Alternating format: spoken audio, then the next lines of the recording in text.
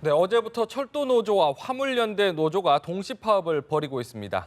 정부가 비상수송 대책을 가동한 가운데 다행히 아직까지 물류 차질이 심각한 수준은 아닌 것으로 나타났습니다. 하지만 파업 장기화 시 이 수출 기업들의 피해가 커질 수밖에 없는데요. 서울역에 나가 있는 취재기자 연결해서 자세히 들어보겠습니다. 김동욱 기자. 네, 화물연대가 정부의 화물운송시장 발전 방안에 반발하며 어제 집단 운송 거부에 들어갔습니다. 철도 파업에 이어 화물연대마저 집단 운송 거부에 들어가면서 물류 대란이 우려되고 있는 상황인데요. 다행히 첫날부터 큰 물류 차질은 발생하진 않았습니다. 화물연대 조합원들의 파업 참여율이 낮은 데다 다른 차량 운송 방해 등 불법 행위도 발생하지 않았기 때문입니다. 국토부는 화물연대의 운송 지시 거부자가 총 16명, 운송 미참여자는 1,426명인 것으로 파악하고 있습니다.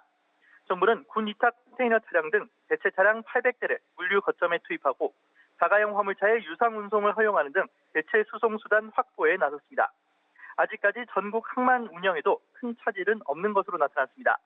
해양수산부가 터미널 운영사와 운송사 확인 결과 예약된 물량의 반출입이 원활히 이뤄진 것으로 파악됐습니다.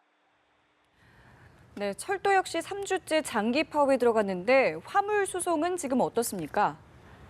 네, 코레일은 화물연대의 이런 움직임에 따라 철도 파업으로 운행률이 떨어지고 있는 가운데서도 컨테이너 열차 운행은 늘린 상태입니다.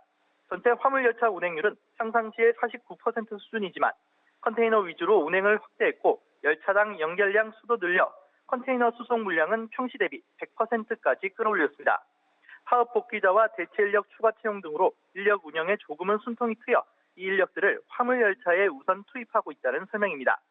코레일은 이번 주말 1차로 1,000명의 기간제 대체 인력 채용이 마무리되면 추가로 최대 2,000명까지 더 모집한다는 계획입니다.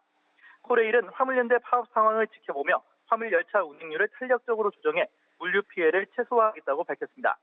하지만 파업이 장기화 수순을 밟으면서 전체 열차 운행률은 84% 수준까지 떨어진 상태입니다.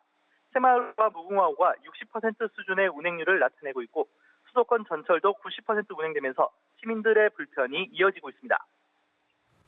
네, 한진해운 사태도 해결되지 않은 상황에 첩첩산중인데요. 해결될 기미는 있어 보입니까? 네, 아쉽게도 현재로서는 양측의 입장이 팽팽해 문제 해결이 쉽지 않은 상황입니다.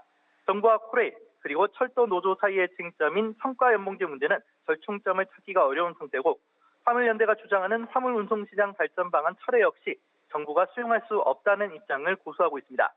정부 관계자는 입장차가 너무 커 아직은 얼굴을 맞대고 대화에 나서기 어려운 상황이라고 밝혔습니다. 철도 노조와 화물연대도 강경한 입장이어서 파업 장기화가 우려되고 있습니다. 이에 따라 발등에 불이 떨어진 산업계도 대책 마련에 분주한 모습입니다. 대한상의와 한국무역협회 등은 비상상황반을 가동해 내륙 운송에 어려움을 겪는 화주들에게 대체 운송 수단을 주선해주기로 했습니다. 지금까지 서울역에서 전해드렸습니다.